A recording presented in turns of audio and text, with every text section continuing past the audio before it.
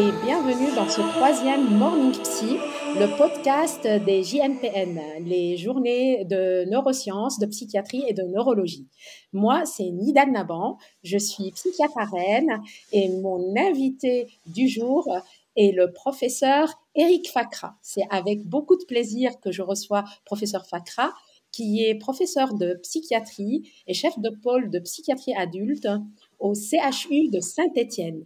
Il est enseignant universitaire à l'université Jean Monnet à Saint-Étienne et il tient une équipe de recherche à Lyon, l'équipe PsyR2 et le centre de recherche de Lyon en neurosciences, l'INSERM, l'unité 1028 à l'université de Lyon 1. Bonjour professeur Fakra.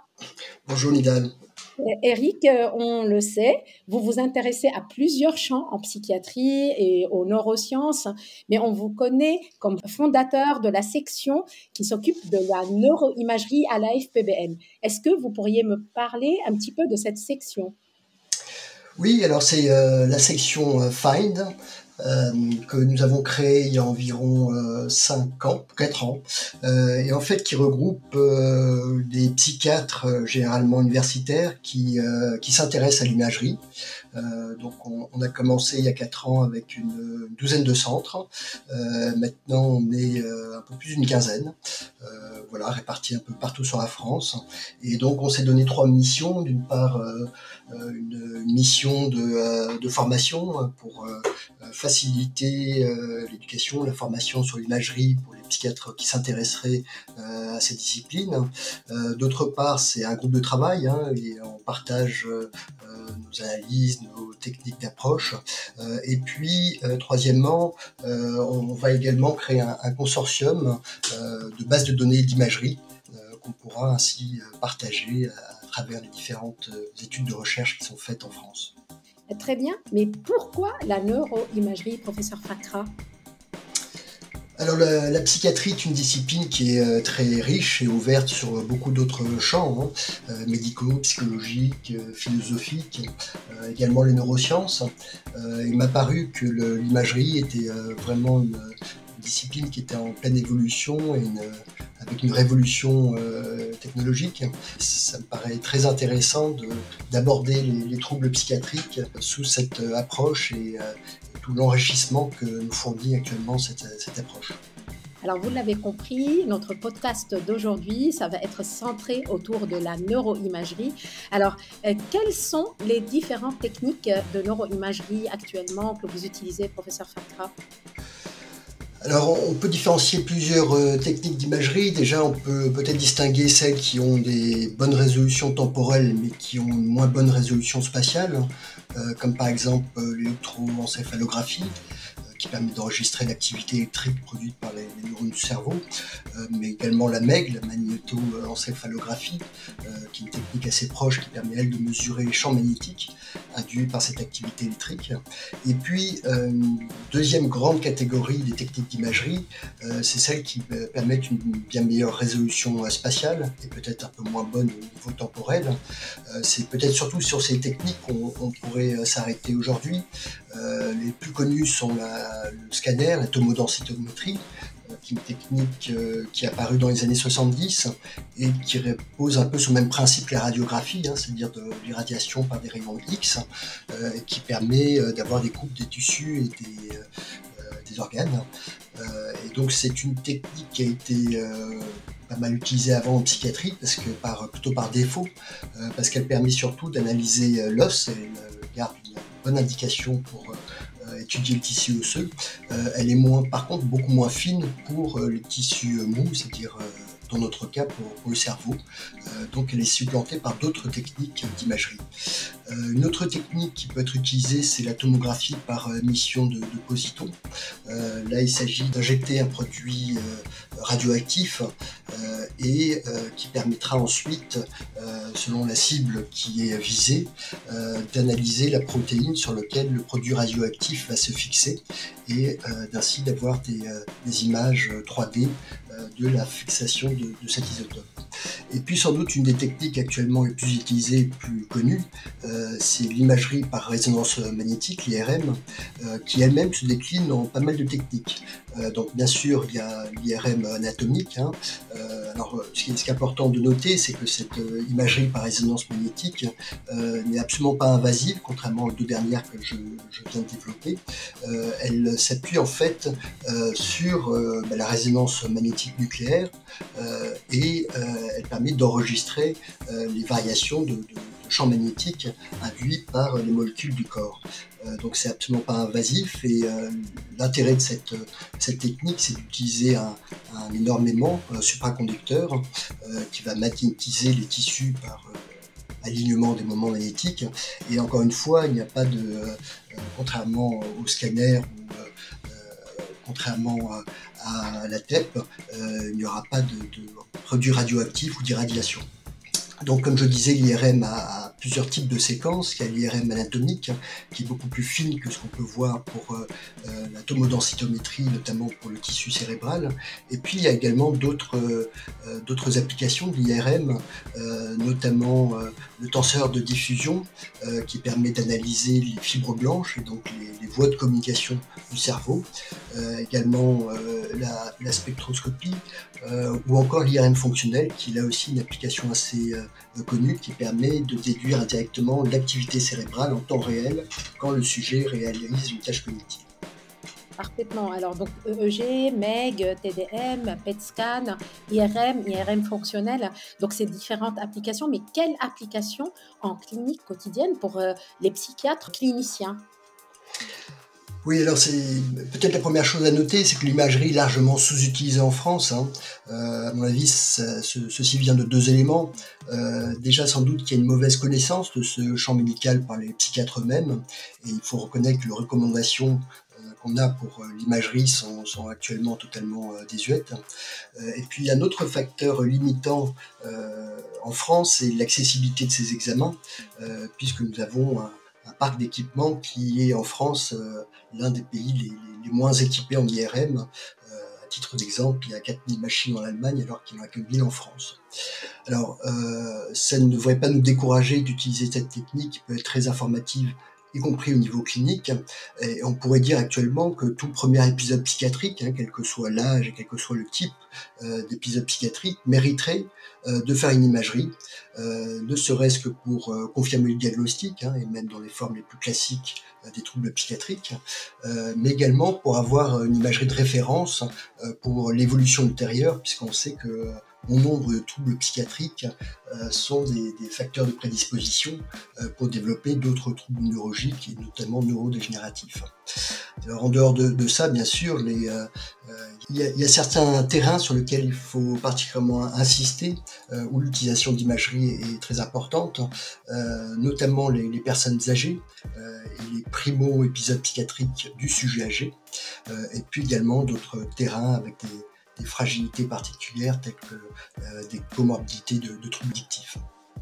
Donc, professeur Fakra, on l'a compris, vous êtes partisan d'une neuroimagerie systématique pour les premiers épisodes et plus particulièrement chez les sujets âgés pour avoir un examen de référence, mais aussi pour affiner le diagnostic. Alors, ces techniques, est-ce qu'ils ont permis d'avancer dans la compréhension des pathologies psychiatriques et de la maladie mentale? Si oui, mais comment?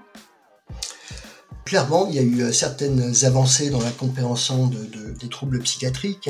On pourrait citer par exemple le champ ou l'application des troubles addictifs dont on vient de parler, en se référant à deux toxiques qui sont parmi les plus courants, mis à part le tabac, qui sont l'alcool et le cannabis.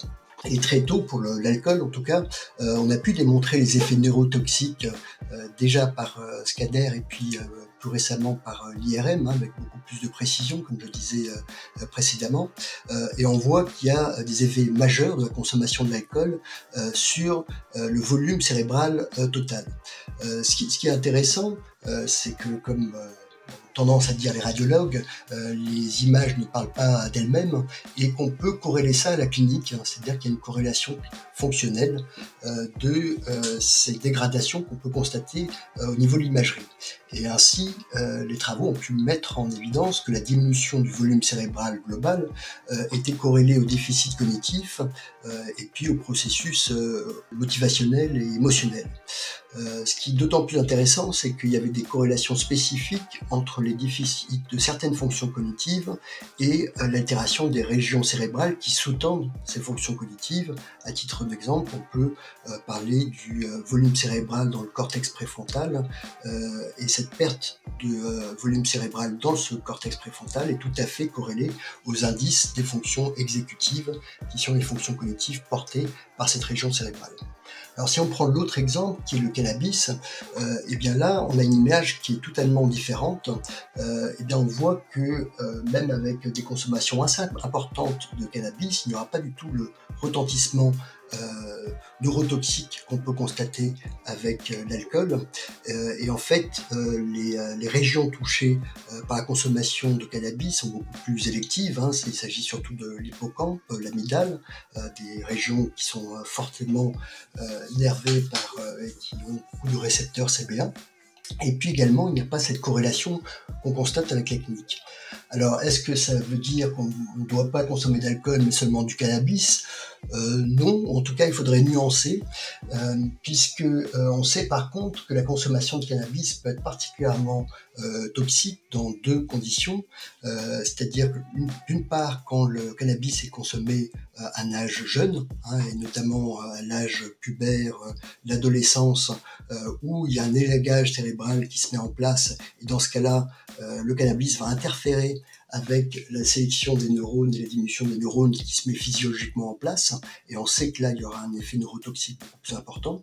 Et puis un deuxième cas qui est les personnes qui sont à prédisposition de pathologie psychiatrique et particulièrement à la schizophrénie, puisqu'on sait que ce facteur va être un facteur favorisant très important pour le déclenchement de la pathologie et les rechutes ultérieures. Formidable, extraordinaire, parce que vous me donnez l'occasion de rebondir justement sur la question de la schizophrénie. Est-ce que dans la schizophrénie, on peut aussi avoir une application clinique de cette neuroimagerie ? On l'a compris, neurotoxicité chez les sujets jeunes, c'est les sujets à flécher, neurotoxicité chez des personnes prédisposées. Et donc, dans la schizophrénie, professeur Fakra, Oui, alors je pense qu'il y a beaucoup d'applications également dans la schizophrénie. Peut-être que un des exemples les plus illustratifs, c'est, comme vous le savez, Nidal, la vision de la schizophrénie a beaucoup changé depuis ces dernières décennies. Et puis la vision créplinienne qu'on pouvait avoir d'une pathologie qui va s'installer brutalement et puis qui va globalement diminuer lentement et progressivement vers la vésanisation, maintenant est un petit peu bousculée par les données, notamment les données d'imagerie qui ont pu être accumulées dans cette pathologie. On sait maintenant que c'est la notion du staging et que l'essentiel du déficit dans cette pathologie s'installe sur les premières étapes de la pathologie, sur ce qu'on appelle la période critique, sur les 3 premières années de la pathologie. Et là encore, comme je vous disais, l'imagerie a été d'un apport considérable puisqu'on l'a vu que cette neurotoxicité était beaucoup plus intense durant les 2-3 premières années d'évolution de la pathologie qu'au cours ultérieurement. Donc, formidable, on peut comprendre l'application clinique de la neuroimagerie et se focus sur les premières années de la schizophrénie où ces premières années sont les plus importantes à prendre en charge pour un résultat meilleur des années plus tard. Alors, est-ce que, professeur Fakra, l'imagerie peut guider les cliniciens dans leur prise en charge thérapeutique ?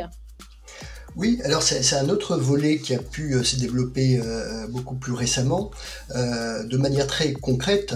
Vous savez que l'imagerie a été utilisée, alors c'est des applications qui sont peut-être pas quotidiennes, mais dans le cadre des stimulations cérébrales profondes. C'est une neurologue d'ailleurs qui a fait beaucoup de travaux sur la question, Hélène Mayberg, et qui grâce à l'imagerie a permis d'individualiser une des régions qui région du cortex cingulaire antérieur, au niveau prégénial, qui était très impliquée dans l'induction du stress et la régulation des émotions. Et c'est par ces travaux et en ciblant cette région qu'on a vu que cette région était impliquée non seulement dans le pronostic de la pathologie, mais également dans l'amélioration symptomatique, quel que soit le type de thérapie utilisée, c'est-à-dire qu'on obtenait les mêmes résultats, une désactivation de cette région du cingulaire antérieur, que le patient s'améliore sous traitement antidépresseur, sous thérapie cognitivo-comportementale ou même par d'autres techniques qui étaient plus anciennement utilisées, qui étaient les privations de sommeil. Et ça a permis à cet auteur de proposer la stimulation cérébrale profonde dans les dépressions ultra-résistantes. Alors, il y a d'autres applications d'imagerie qui peuvent s'étendre, mis à part la stimulation cérébrale profonde, dans d'autres prises en charge thérapeutiques, et notamment par les méthodes de stimulation cérébrale non invasive, comme la RTMS, la TDCS. Et on sait que, notamment pour la RTMS, eh bien, le fait de s'appuyer par une cartographie, ce qu'on appelle une neuronavigation, permet d'affiner le traitement et de pouvoir, patient par patient, sélectionner plus précisément l'aire cérébrale à stimuler grâce à ces techniques. Alors, on peut espérer, ça c'est des applications très concrètes. Maintenant, il y a tout un champ de recherche qui s'intéresse à déterminer les marqueurs pronostiques de la réponse thérapeutique et également du type de thérapie qu'on peut proposer, que ce soit dans les troubles thymiques ou schizophréniques. Incroyable. Donc, le temps passe, professeur Fakra. On va terminer avec une vision un petit peu du futur. Comment vous voyez le futur de la neuroimagerie? Quelles sont les perspectives? Est-ce qu'il y a des ouvertures? Est-ce qu'il y a des champs de recherche? Comment vous voyez ça? Oui, alors déjà incontestablement, je pense qu'il y aura une place de l'imagerie dans notre prise en charge et peut-être encore plus large qu'on a que par rapport à celle d'aujourd'hui. Déjà, ce qu'on peut imaginer, c'est que, au même titre que d'autres biomarqueurs qui viennent du sang ou des marqueurs inflammatoires, eh bien l'imagerie pourrait être utilisée pour une médecine beaucoup plus personnalisée, c'est-à-dire que on pourra définir exactement quel est le type de traitement et également les possibilités d'évolution grâce à l'imagerie, et c'est déjà ce que l'on commence à faire grâce à des techniques qu'on appelle d'apprentissage automatique qui permet de pouvoir classer les patients en termes d'évolution ou en termes de mesures thérapeutiques de manière très fine, de manière individuelle. Donc ce type d'algorithme qui est utilisé dans l'apprentissage automatique permet de donner une réponse individuelle patient par patient. Et puis, si on est vraiment dans le futur, on peut aussi imaginer que ces biomarqueurs, et encore une fois les biomarqueurs en imagerie, puissent redéfinir en partie ou totalement notre nosographie, puisque comme vous le savez, notre nosographie actuelle repose essentiellement sur des symptômes cliniques, et donc par définition subjectifs, et qui ont tendance à changer au fur et à mesure des classifications et des modifications de ces classifications. On peut imaginer que ces biomarqueurs et l'imagerie permettraient d'avoir des éléments beaucoup plus robustes sur lesquels s'appuyer pour nos catégories diagnostiques, à l'instar de ce qui se passe dans d'autres disciplines médicales. Merci, j'ai beaucoup appris en tout cas. Merci professeur Fakra d'avoir animé ce morning psy. Vous avez mérité votre café. Excellente journée à vous. Merci beaucoup, Nidal. À bientôt. Alors, à bientôt. J'en profite pour annoncer le prochain podcast. Mon invité sera le professeur Chouane. Raymond Chouane est professeur de psychiatrie à Nancy et il va nous parler de dépression et de rétine. Bonne journée à tous.